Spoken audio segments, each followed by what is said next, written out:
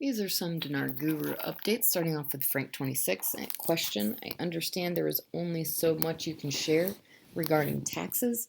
My question is okay, Frank says, I'm not a wealth manager advisor, but I can tell you this: B is going to destroy you. He's already stabbed you in the back by um, reneging on many things he's told you. He said they wouldn't mess with the capital gains. Look what he's doing. He's going to do it at the end of the year. He's going to wait to the last second to show you how he's going to destroy you.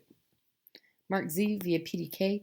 A quorum was met about an hour and a half ago. They do expect to vote today on the budget. It does appear that it will pass, so all eyes are on Iraq.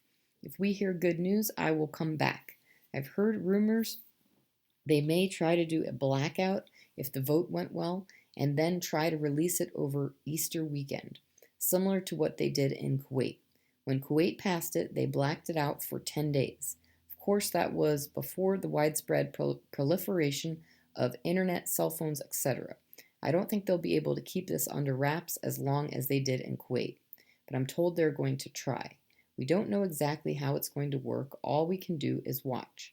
I hope we know at least that they have crossed the finish line. Would bring peace of mind.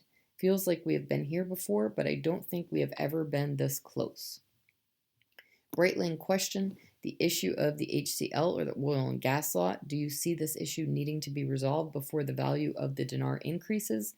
Answer: nope, they don't need it. Period. End of story. How does that affect the rate of the dinar one way or the other? Breitling says the hydrocarbon law is they're talking about where the money is going that is brought in from selling energy, specifically US dollars. It has nothing to do with the dinar at all. Right, Pimpy, people keep asking me what my opinion is on the whole dinar thing.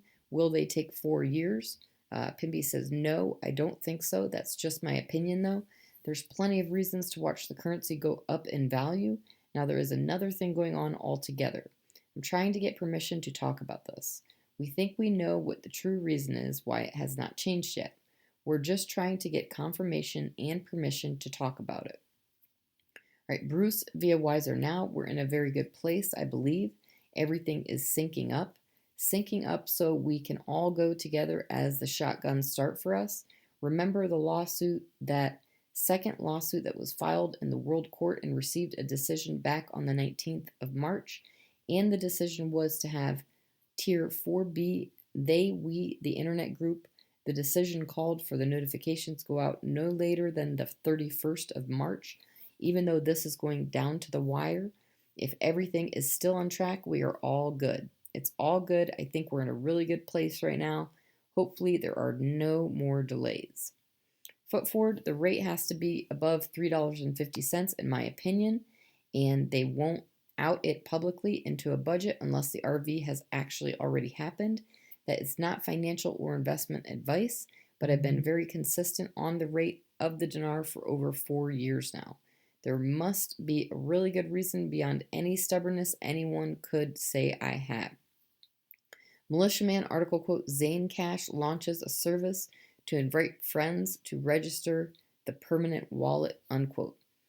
Quote, one of its main services is the World Card MasterCard, which operates in 2 currencies, a dinar and a dollar. This looks to be more out that supports their going international. Operating in 2 currencies is an indicator of just that. Pairing with the dollar is an international action. In my opinion, get ready. They are getting ready to, in my opinion. Caproni says the 2021 Iraqi budget was voted on and approved today. They have recessed to April 10th. The Minister of Finance stated today that the exchange rate of the Iraqi dinar will stay at 1460. In the future, a full float is possible. Of course, a float will eventually occur.